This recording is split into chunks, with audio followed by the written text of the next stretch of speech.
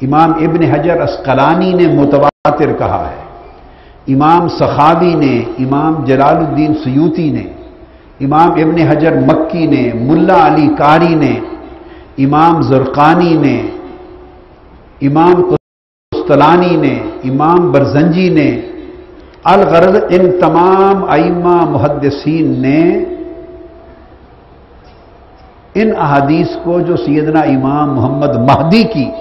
آمد میں وارد ہوئی ہیں ان کو درجہ تواتر میں مانا ہے، اور بہت کم احادیث ذخیرہ حدیث میں متواتر مانی جاتی۔ پھر جن ائمہ اور محدثین نے استدلال کیا ان احادیث سے، استنباط کیا، اور ان احادیث کے ذریعے امام محمد مہدی علیہ السلام کے احوال، صفات، مرتبے کو، مقام کو ثابت کیا، ان میں امام سفیان ثوری ہیں جو ہماری سیاستہ کے ہاں امیر المومنین فی الحدیث تصور ہوتے ہیں ائمہ حدیث میں، اور امام ابو جعفر عقیلی یہ وہ ہیں جنہوں نے استنباط کیا، اور امام ابن حبان جو صحیح ابن حبان کے مصنف، اور امام ابو سلیمان خطابی، اور امام بہقی، امام ابو القاسم السہیلی، امام ابو عبداللہ القرطبی، حتیٰ کہ علامہ ابن تیمیہ انہوں نے استنباط کیا، استدلال کیا، اس سے احتجاج کیا، اسے حجت مانا۔ پھر امام ابن القیم جوزی، پھر امام ابن کثیر، یہ وہ علماء ہیں جو ایک اینڈ میں ایکسٹریم اینڈ کے علماء تصور ہوتے ہیں پرانے ائمہ محدثین میں، علامہ ابن تیمیہ، علامہ ابن قیم، علامہ ابن کثیر، ان کو لوگ، میں نہیں، میری رائے مختلف ہے، یعنی لوگ ان کو ایک ایکسٹریم اینڈ پر سمجھتے، انہوں نے انہیں حجت مانا ان احادیث کو۔ پھر امام جلال الدین سیوطی، پھر امام ابن حجر المکی، پھر صاحب کنز الامال شیخ علی متقی الہندی، امام عبد الرؤوف المناوی، حتیٰ کہ سعودی عرب کے مفتی اعظم سابق شیخ عبدالعزیز بن باز، انہوں نے ان حدیث کو حجت مانا ہے۔ عبدالعزیز بن باز انہوں نے بھی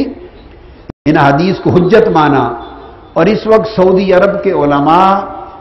دنیا میں صرف ایک محدث کو حجت مانتے ہیں اور ان کی تحقیق کو سند مانتے ہیں، کسی اور کو نہیں مانتے، ان کا نام ہے شیخ ناصر الدین البانی۔ تو ناصر الدین البانی نے بھی احادیث مہدی کو حجت مانا ہے۔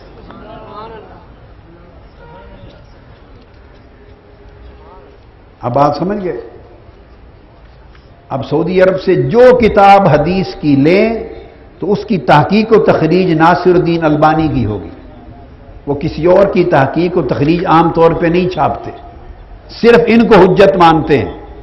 حدیث کی تحقیق و تخریج میں۔ انہوں نے بھی احادیث دربارہ امام مہدی کو حجت مانا۔ پھر اس کے بعد وہ ائمہ ہیں اور محدثین ہیں جنہوں نے پوری کتابیں لکھی ہیں، سیدنا امام محمد مہدی علیہ السلام کی شخصیت پر پوری کتابیں لکھی اور احادیث کو جمع کیا ہے، ان میں سب سے پہلے امام نعیم بن حماد جنہوں نے کتاب الفتن میں اخبار المہدی کو جمع کیا ہے، اور امام نعیم بن حماد امام بخاری کے شیخ ہیں، امام مسلم کے شیخ ہیں، امام ترمذی کے شیخ ہیں، امام ابو داؤد کے شیخ ہیں، امام ابن ماجہ کے شیخ ہیں، امام نسائی کے شیخ ہیں۔ کل صحاح ستہ نے ان سے احادیث کو روایت کیا ہے۔ انہوں نے ان پر کتابیں لکھی ہیں مستقل، اور رسائل لکھے ہیں اور مجموعے احادیث کے مرتب کیے ہیں۔ پھر امام عبدالرزاق بن حمام جو امام اعظم ابو حنیفہ کے شاگرد اور امام بخاری کے شیخ ہیں حدیث میں، انہوں نے جمع کیے ہیں احادیث۔ ان کی وفات 211 ہجری میں ہوئی، اور امام نعیم بن حماد کی میں بات بتا چکا ہوں، وفات 228 میں ہوئی۔ پھر امام ابو بکر بن ابی شیبہ، ان کی وفات 235 میں ہوئی، یہ بھی امام بخاری کے شیوخ میں سے ہیں۔ امام ابن ماجہ صاحب صحاح ستہ ہے ان میں سے، امام ابو داؤد، امام ترمذی، امام ابن خزیمہ، امام ابن حبان، ان سب نے رسائل مرتب کیے اور امام محمد مہدی علیہ السلام کی شان میں احادیث